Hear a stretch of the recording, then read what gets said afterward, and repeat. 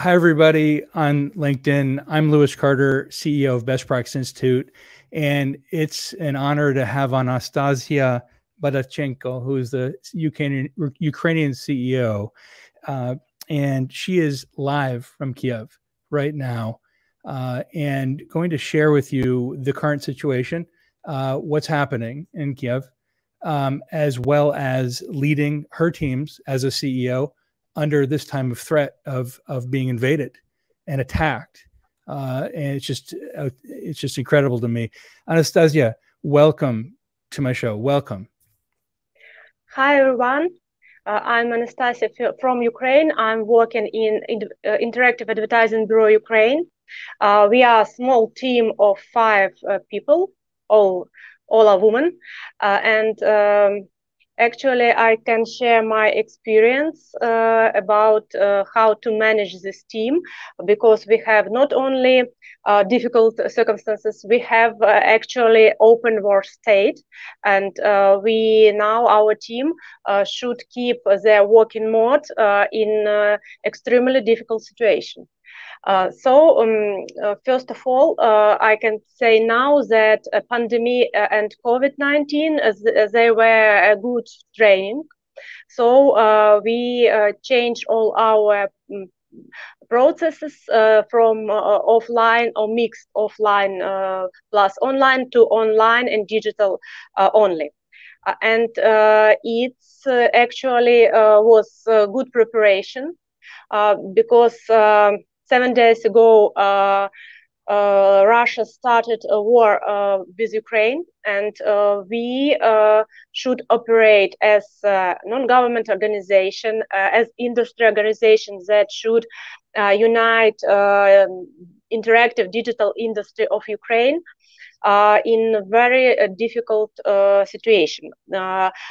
From my team, I stay in Kyiv, which is relatively for today a relatively safe place, but our project managers go to other parts of Ukraine. And actually, today I understand that one of our project managers tried to change her location for more safe. We are all in different places with not always stable internet connection, which is key factor for our sustainable work. We from the beginning of war, we also understand that our typical procedures, our typical meeting statuses, committees, everything will changes. So we should start our work in more flexible way, because every minute we can hear siren informing about air attacks. So we should go to the shelter or something, some safe place in a flat or in a house, and it is complicating factors, of course. What we do as organization? First of all, we move all communications from email to messages. In normal life, it's a good way to lose some important information, but in time we live and operate, it's a good idea because we have all answers and ask all questions quickly. That is why for the previous week we move everything to the messenger and make a lot of working groups also in messenger. Of course, there is some paperwork that couldn't be missed because of legislation procedures, because of accounting needs, and for today this paper part of our work is actually one of the most problematic because we are separated locally by locations when we have access to internet, but we are not always have access to printer, to paper, and so on. So we need to change all paper procedures we have in more digitalized way. Also, such situation and open war and some certain difficulties of normal city functioning cause that we should manage all bank questions also online, because a lot of bank offices are closed, and all this paper things, banking, accounting things, I think will be postponed till the situation will be more understandable and clear, and banks will open again. Also, in war state, every leader should pay more attention to the psychological atmosphere and the psychological state of team, because we are girl team, and we are emotional, we are of course afraid of situation, and we need first of all to be in connection and speak with each other. Today we are writing in Messenger and understand that we need to have at least 1 2-day call with all team in order to keep ourselves connected and give each other emotional support, which is very important in our difficult situation. What is more important about team leading under stress and under actually crucial and problematic life situation is to be a good role model for your team. For me, it is very important to keep to be a role model and to keep good mood in order to support my team and help them to keep their psychological state in it is difficult to say in normal under these circumstances, but I think a kind of quasi-normal, because I think it's difficult to say that in the 21st century we can name war as a normal state. But it's crucial task for any leader to support emotionally, support as mentor, as role model, all team, and give them a sense of safeness, a sense of, if possible, predictability, understanding that what the team could do in every moment in order to make situation better, and what is dangerous and what is possible to do, and so on. Also, we face the situation when we couldn't going on with our typical routines, with all these committees, with something that was scheduled, and we understand what we do months for the months or even 2 months beforehand. For today, we lost this schedulability and ability to plan so for a long perspective, but we not we as organization, but we as a Ukrainian industry, a digital industry, interactive industry, started a lot of initiatives that first of all were focused on giving full information to the some audiences in Russian Federation, because as we know, Russian is strictly controlled by government, and there is almost zero free or independent media, and we understand, and a lot of us has relatives in Russia, understand that Russian doesn't see the situation and the war between Ukraine and Russia from the all sides. That is why we, as a team of volunteers, make advertising campaigns using YouTube, using Google tools, using social media in order to inform Russian Federation people, Russian soldiers' moms, in our European partners and colleagues, also Belarusian audience about situation in Ukraine. So we have a lot of different messages. We showed real Russian army losses. We show real situation. We show all this bombing, prohibited missiles, ruins, all that could make situation understandable more fully. And also we have special messages for Russian soldiers' mom in order to motivate them to call to their sons and ask where they are. And it is not typical. This project is not linear. It's a great project, at least 4 sub-projects, and we do it not only as IAB, also a lot of organizations and agencies and advertising market representatives launches a similar campaign, but with different advertising messages. But this campaign,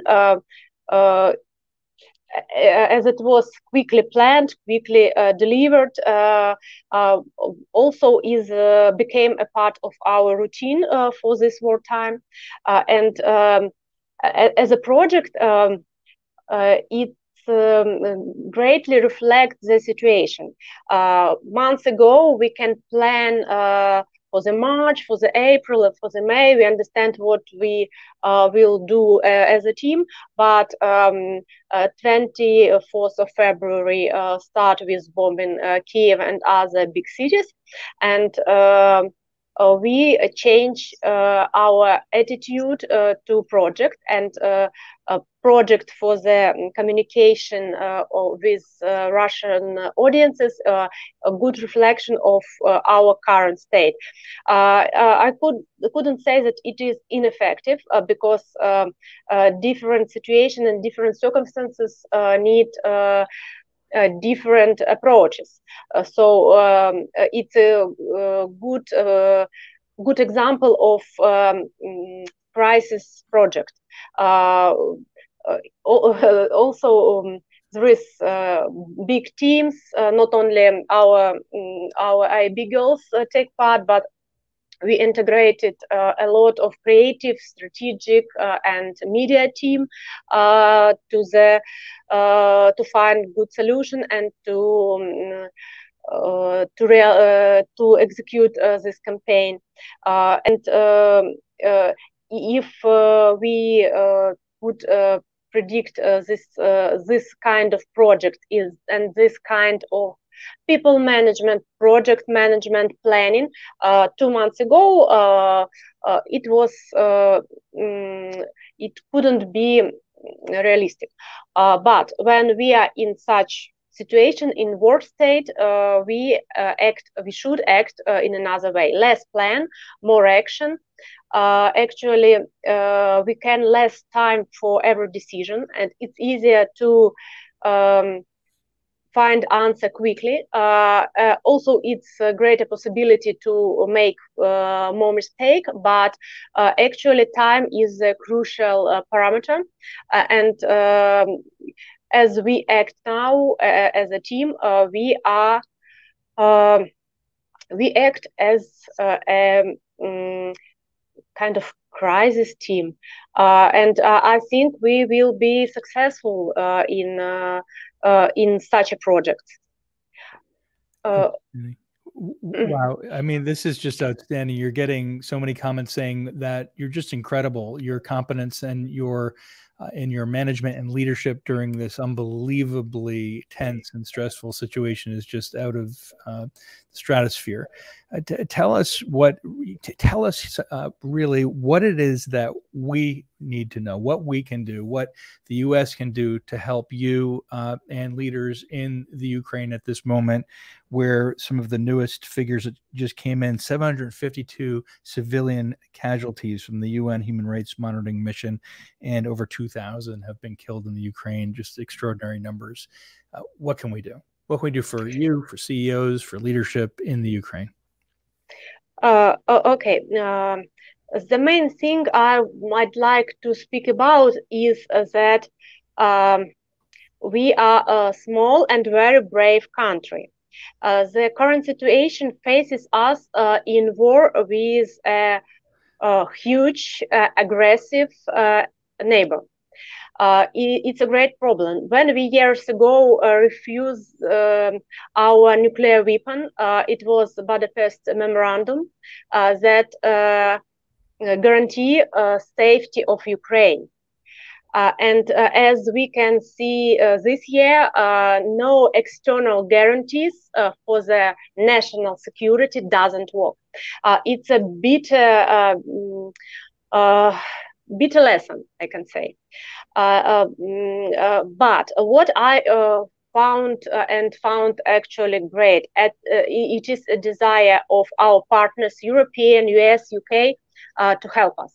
I speak a lot with IAB Europe's, and I have not only deep concerns and kind words. I have I receive actual action plan, and I hope great support and help. There is actually two main ways to help Ukraine to survive and fight this war, because it's a war for our independence, and we don't want back. I'm 40 years old and I was born in Soviet Union. I went to school in Soviet Union, and I don't want back. And almost all people in Ukraine don't want back. We want to see our country independent. Yes, we are in war with aggressive and huge neighbor. We need help.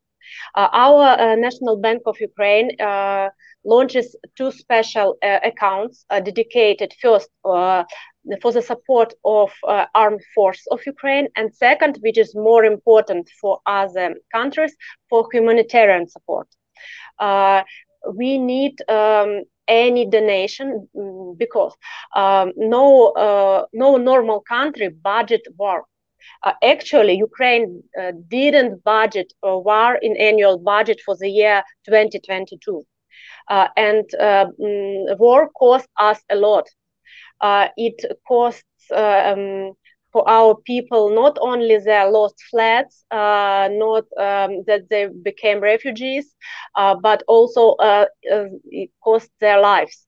Russians went their war, I think I can name it in medieval way. Use a lot of prohibited and illegal weapons. Our second largest city, Kyiv, bombed by vacuum bombs.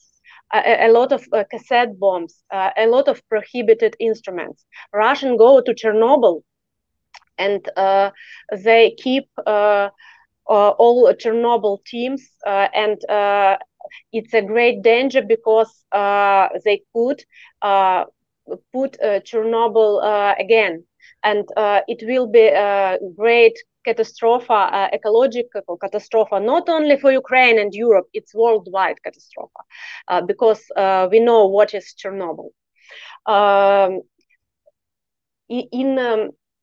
In this situation, as I say, we need any kind of support. A lot of our partners bring us already modern weapon, humanitarian help for our people. And if any foreigner have a desire to help Ukraine to fight and win this battle, actually battle for independence and for a European future. It's a good way to donate to the special accounts of National Bank of Ukraine for armed force or to the humanitarian needs. Also, you can support any initiative, local initiative you think will be useful. For example, NGOs actually without any donations could stop their activity.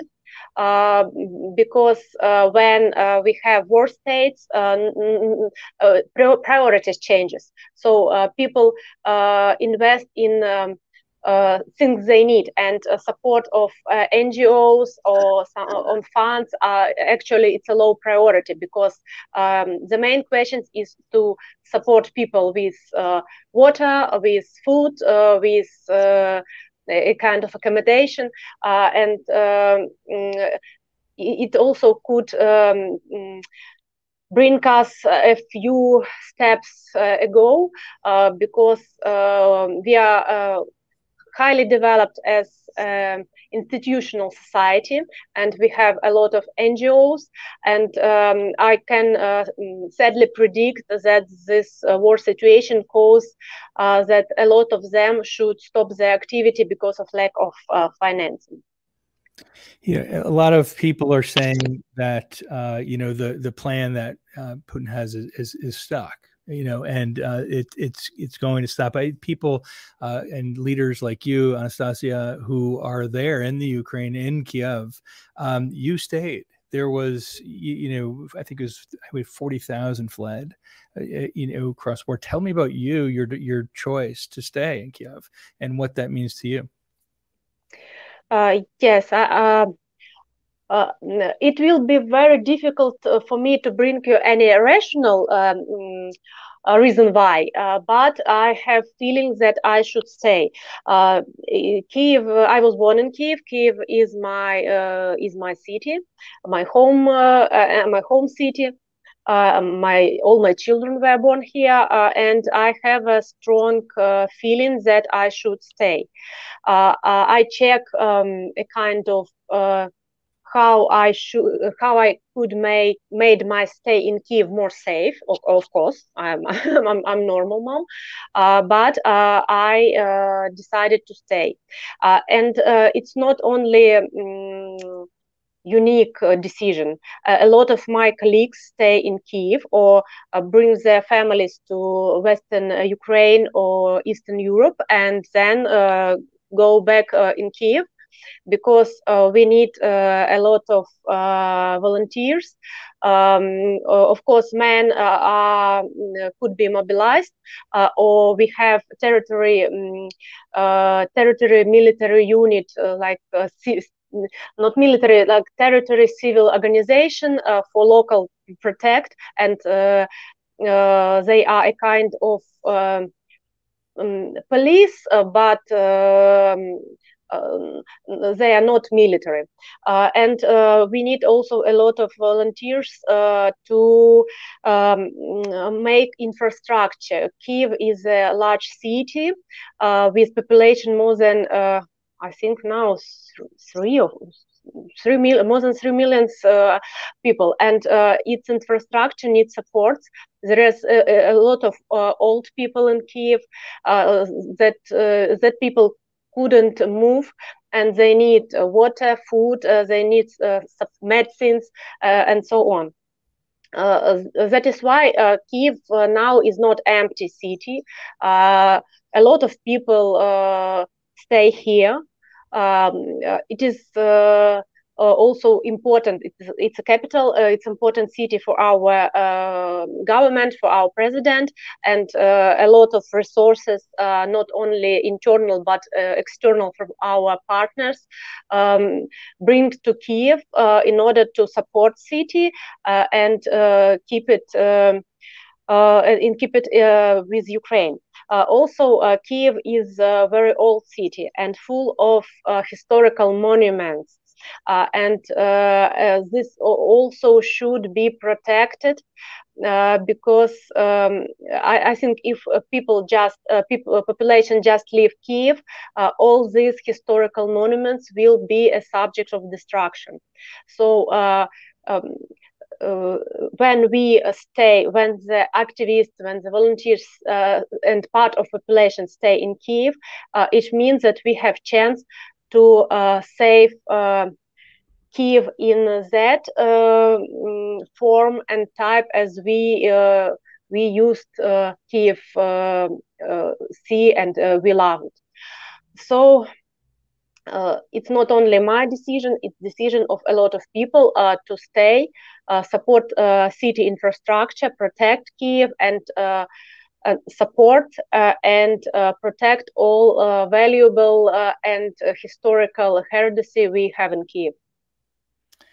That's extraordinary that you've stayed, and that we've the newest numbers we just found is 1 million people have fled Ukraine since the Russian invasion. And what you're saying now is so admirable, which is that you have an extraordinary history, you have monuments, you have a strong family structure that you're saying, I'm here, this is my country, this is my home, I'm staying. So the question now, I think a lot of people will want to know, I certainly do want to know, it's 7 p.m. there in Ukraine, in Kyiv right now. How are things? What is happening now? The current state?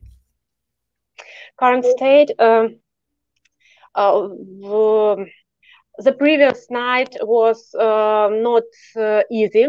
We have a lot of air attack. It's a kind of Fugas bombs, missiles, and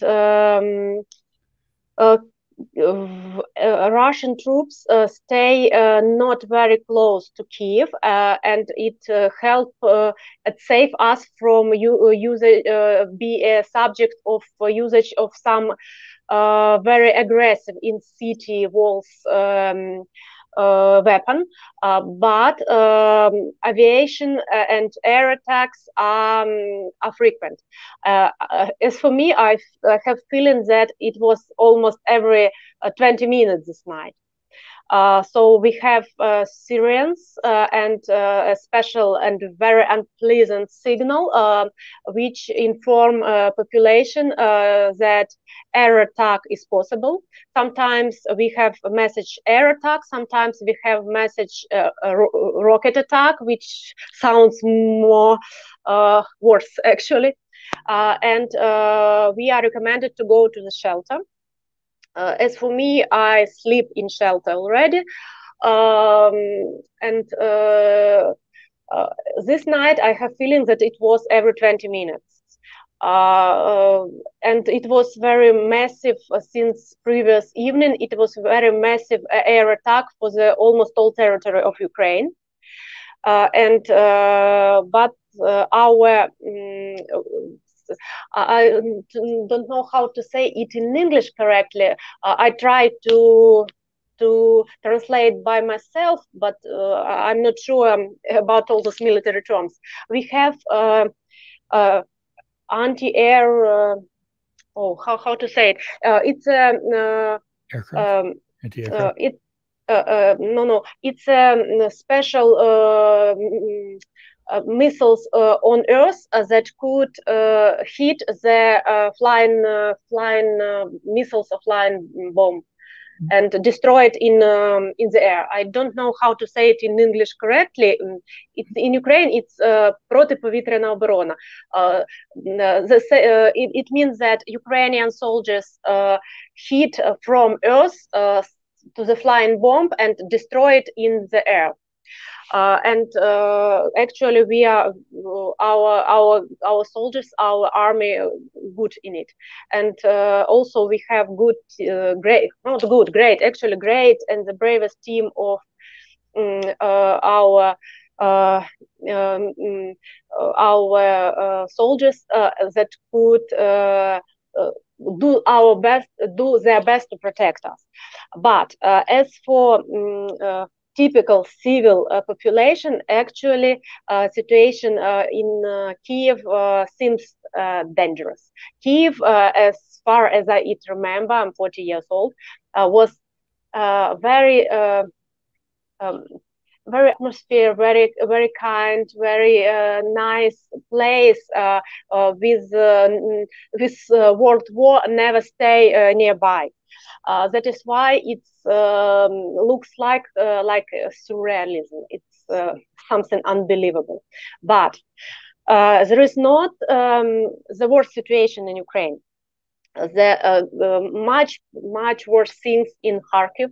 It's a great city with population more than 1 million people, which is situated to the northeast from Kyiv, and very bad situation in Mariupol. It's southern Ukraine. Kherson, it's also southern Ukraine. Because this city is almost sieged by Russian troops, and there is no water and electricity in Mariupol for 2 days. And our authority asked for the green corridor in order to save civil people, and Russian doesn't allow to save people. Civil people, not military. Civil people who sit in their half-destroyed houses for 2 days without water, without electricity, without a mobile connection. I wait for the response of my my friend Tanya. She is in Mariupol with her child. And I have no response for today, no response. I just suppose that there is no electricity in, and just her mobile phone off. It's my hope. But actually, it is almost terroristic action of Russians, because green corridors, it's a normal human way of dealing such situation. We ask Red Cross to help, because it's almost humanitarian catastrophe in Mariupol, in Kherson, and maybe not in such a degree, but also very, very significant in Kharkiv. But Russian doesn't allow to use forces of Red Cross for this situation. And we also ask, United Nations to use their influences, because third, fourth day without water, it's actually a genocide. It's a tragedy.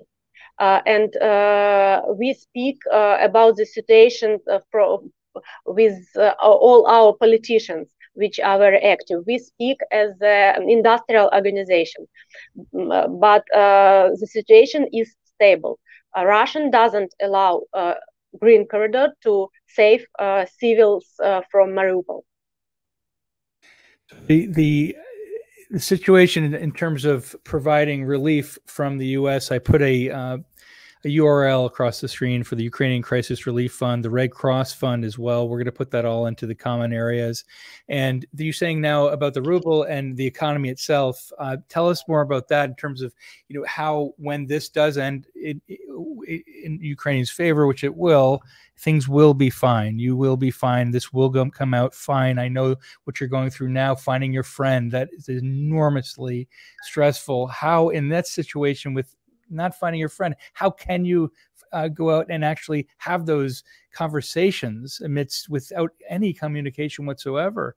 What are you doing to actually enable those new conversations? What can you do? Is there anything with the new satellite, the internet system? Has that been of use to you? Have you been able to access that?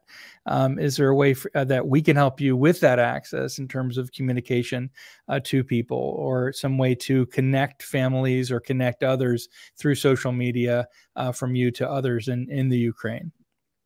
Actually, it's a good situation with mobile connection. It's stable, even in the territories of occupation or of with territories with active war action. But when you have no electricity, your mobile phone will die in 2 days, even you use it in very economy mode. So mobile without electricity is just a piece of metal and glass. Also, we have not bad mobile internet penetration. It means that if your mobile phone is on and you have enough battery, you can connect not only by mobile phone, but mobile connection, but also for mobile internet, and use any messengers and use any social network to be to be connected with your relatives, your team, and so on. But we just could imagine apocalypses when electricity will be shut down.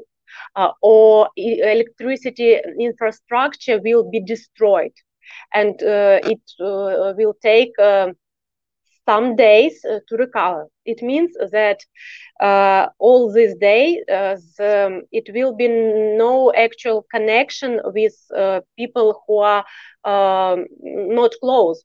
But it will be almost impossible for me from Kyiv to connect with Tanya in Mariupol and understand how is she. And actually, I don't know what will be the solution, because electricity is like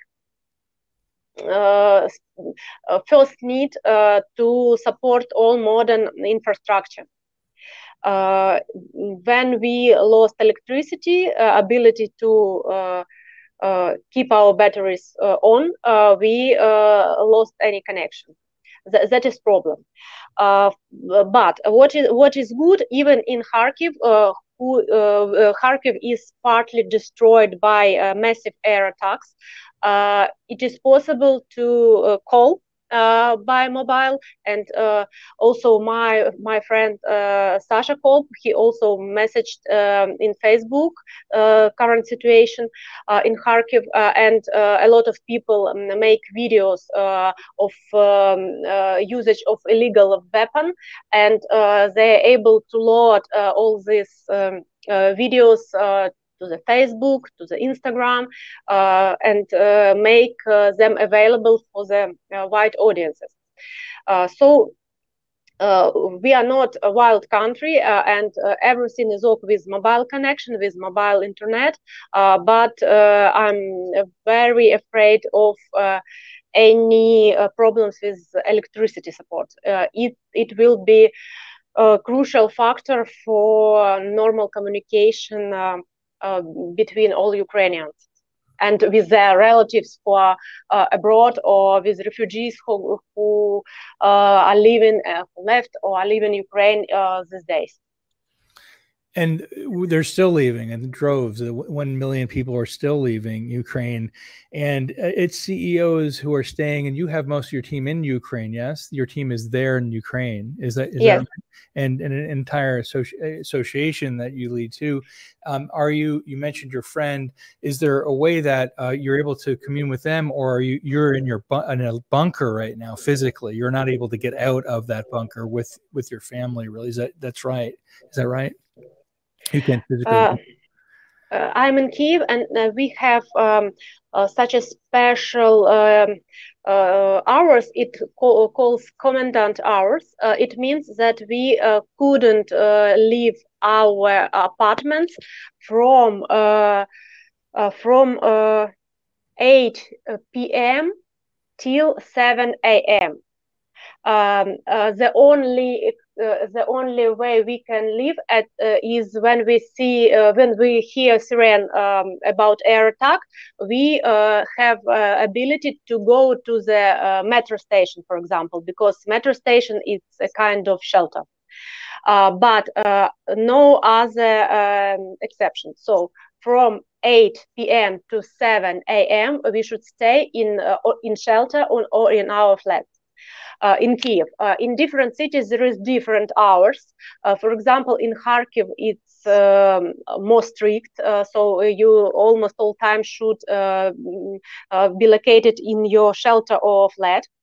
But when morning come, 7 a.m., you can go to the supermarket, to go to the pharmacy, to go with your dog, for example, and try to do all the things which you do in normal life. Buy food, go with your dog, buy medicine if you need, and so on. But when you see, hear siren informing about air attack, you should go to the nearest shelter. In my district, it means first of all metro station, because there is 2 metro stations nearby, and in 3 minutes you can run to any of them, and stay there until the siren will stop. Then you can go out and finish your all you want to do. Or also you need to be with your passport, with your paper passport, because we have electronic. All of us have electronic passports, but in such war period, we need to have with us a passport every time. And there is a lot of police, a lot of military, our territory, local administration, and they have opportunity to check every time your personality, check your documents. It's normal because there is a lot of diversions, and they are, I can name them terrorists, because they put signs for aviation.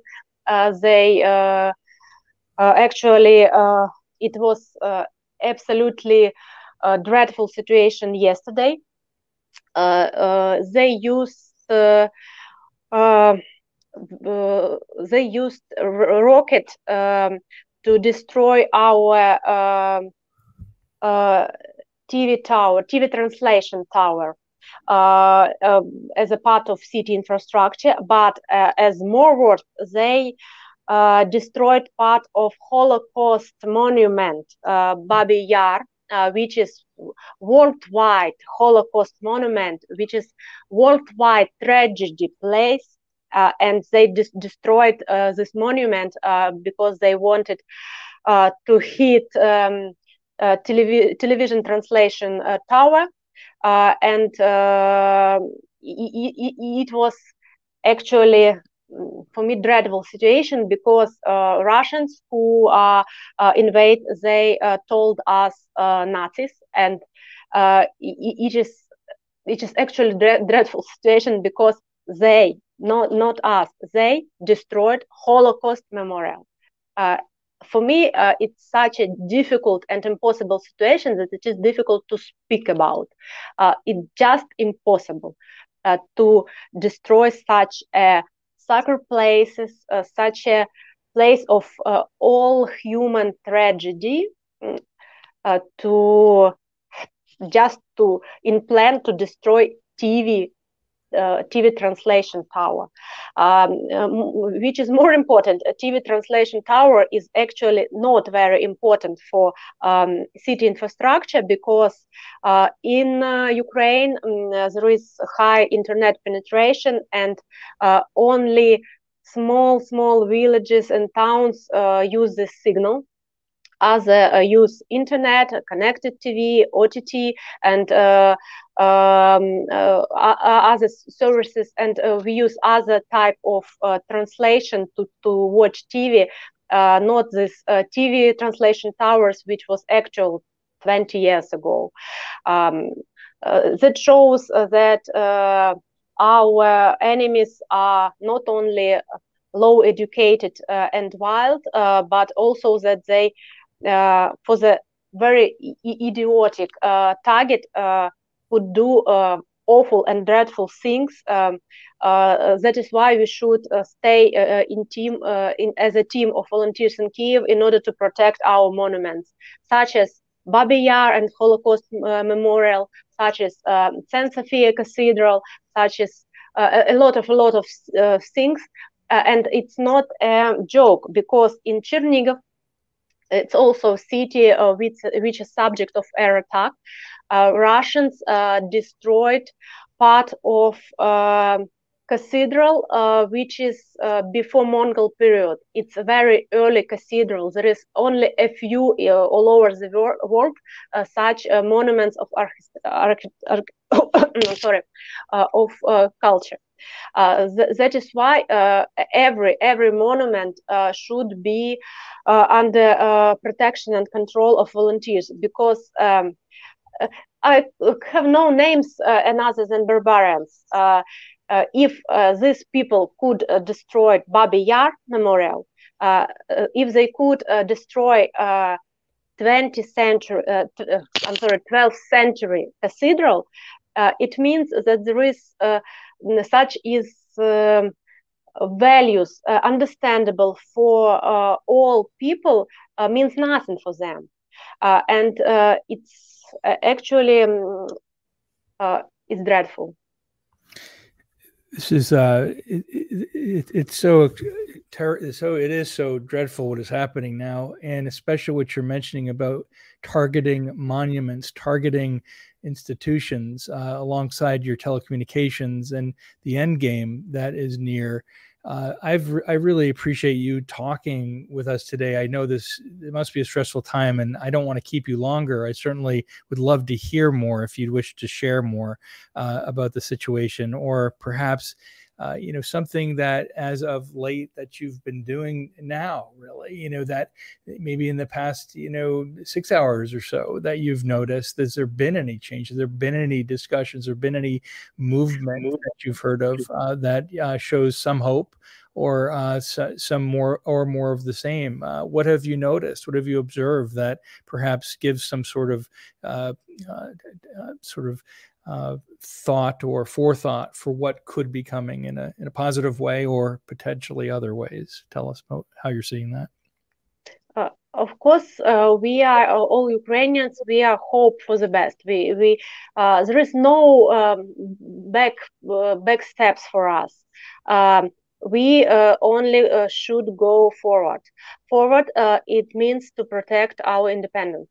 There is no another way. That is why we trust in our armed forces. They're the bravest men in the world.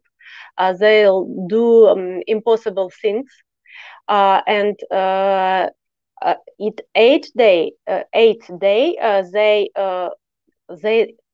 stop one of the largest army in the world. I hope we have, I think, positive trend, because a lot of Russian soldiers, especially on tanks, people who are very young, they just raise their hands up, give their weapons, and our volunteers call their moms, and there are a lot of videos, and our government allows moms to go to Ukraine and give their children and go back to Russia. So we are very modern in this way. We keep all the human rights, Geneva Convention. So if we have these Russian soldiers, they receive medical support, they receive food, water, and it is possible their relatives to come to Ukraine and keep them to Russia. And I hope, because a lot of science and a lot of positive videos shows us that trends became positive. We have a lot of even funny. What is more strange in such situation? We have funny stories when old women just with their hands keep the soldiers and do it without any weapon. or we have Roms who stole tanks. And we have a lot of, we are very optimistic with good sense of humor nations. And even in this dreadful situation of war, we have a lot of situation to have kind of fun, I can say, or a very something to smile at. And as I see, we have every day in the morning a kind of daily statistics for the military issues, tanks, planes, aircrafts, people. So and the statistics show also positive trend. And I hope that in the nearest 5-7 days we will help Kharkiv, and I'm very hopeful that Red Cross and United Nations help us with Green Corridor in order to help civil population of Mariupol and Kherson, which need this support now the most. So I think that I have, and Ukrainians have no right to have any other options and any other hope than to trust in our armed force, to trust in help as a second priority of our partners who also, thank you them very much, help us with weapons, help us with humanitarian issues, help us with financing. But I hope it will be better. Such kind of war are technically impossible to be long in 21st century, because it's not 50 or 70 years ago. We have other infrastructure, we have other population, and Ukraine is quite large country in terms of square of Ukraine. And I think that all this military action should be shortened. That is why I believe to have positive changes in the nearest 3, 5, 7 days, especially for such cities as Mariupol, Kherson, and Kharkiv. And we still keep our capital, Kyiv, and we do our best to save and protect our independence and protect our Ukraine. It's just amazing. I mean, the protection, the fact that you're there and you're protecting your family, and you're also with your country, standing united. I know so many Americans who are in awe of your patriotism. It's just extraordinary, your patriotism. Now, we have communities here who really want to help.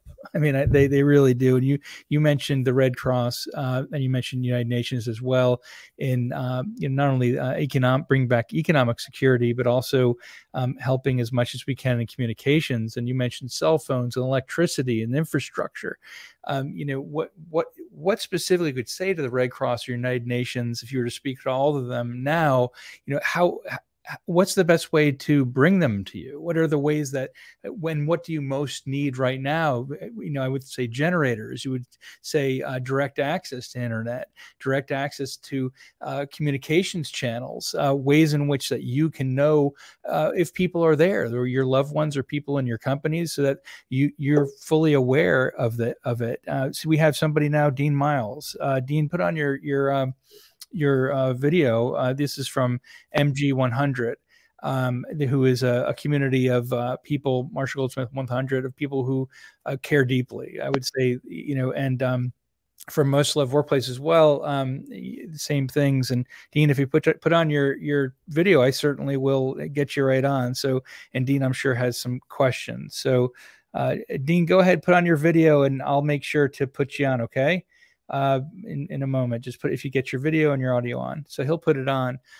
So I did send that out to MG100. I've sent it out to Most Loved Workplace and to everyone out today to really discover the needs and how we as coaches and leaders can truly help. Anastasia, who's a wonderful leader, wonderful woman, imagine this in your country, in our country, we all do that. And we all have conversations with our children. Well, Anastasia not only has a conversation with their children, they're amidst it, and they will have this as part of their life and in history. And so Anastasia, just amazing how you're doing that. May I ask, this is a question, how do you do this with your children? How are they doing? How with your family? How do you help them to work through this incredible, say, a stressful event that's just catastrophic, stressful event? How do you do that as a mother? Oh, it's a difficult question. I think with team management is much easier. But first of all, we need to understand that every war is such situation will absolutely brings post-traumatic syndrome.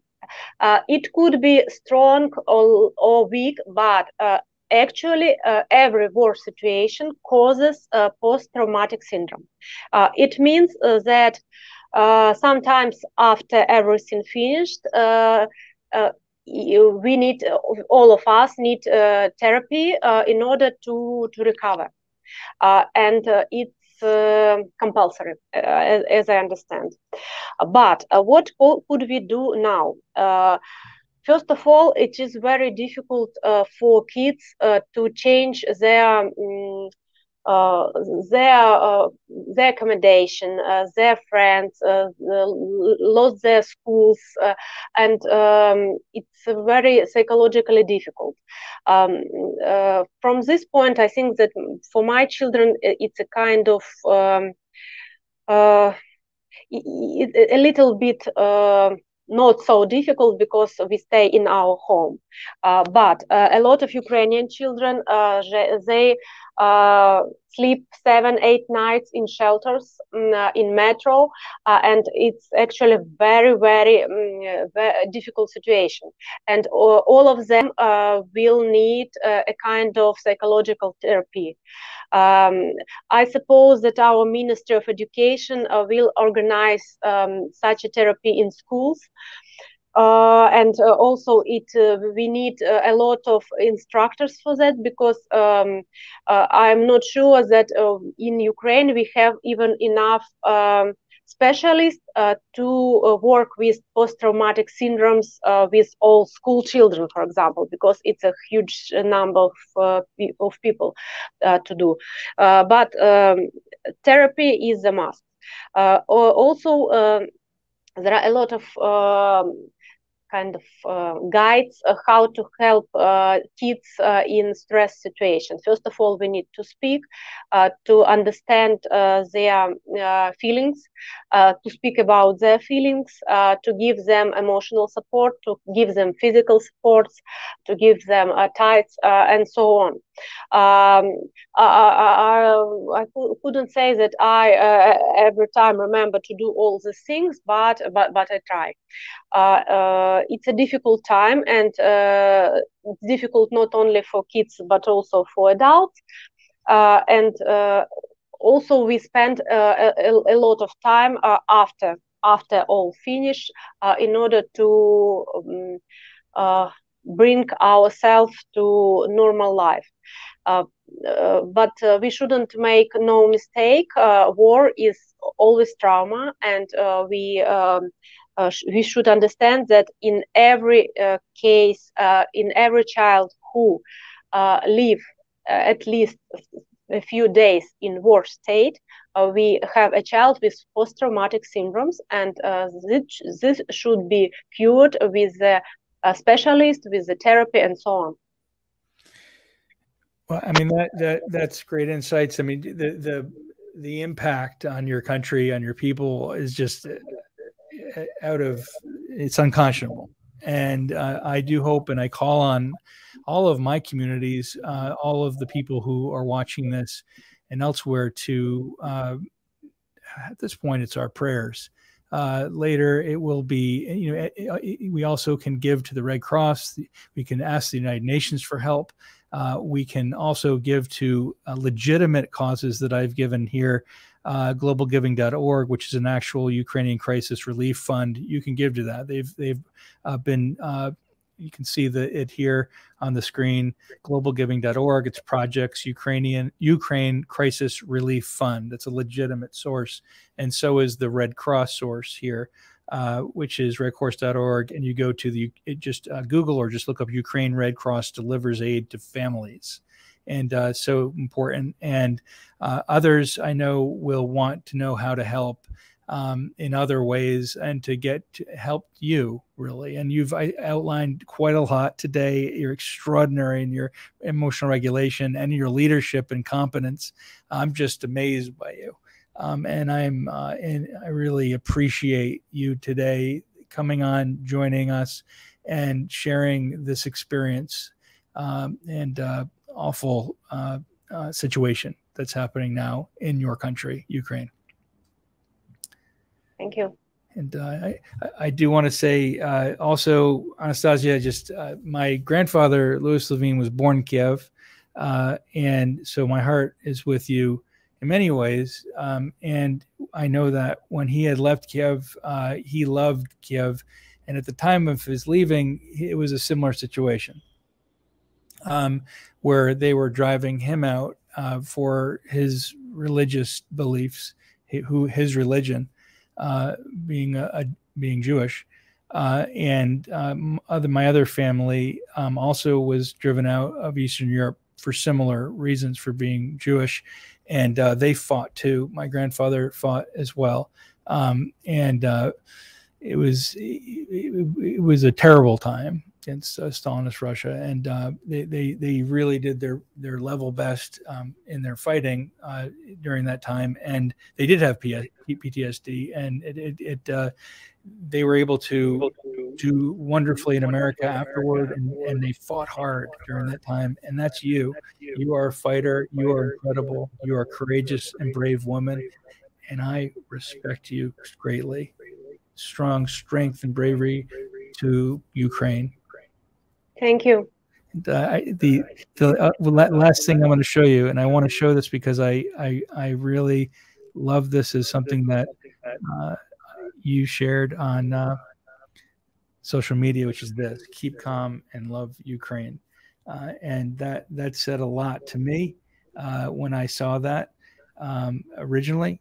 And I think it says a lot about what we need to do. For all of us need to do, and I'm calling for it. We have to do this. Keep calm and love Ukraine, and that's exactly what Anastasia is doing. Anastasia, thank you again. Thank you.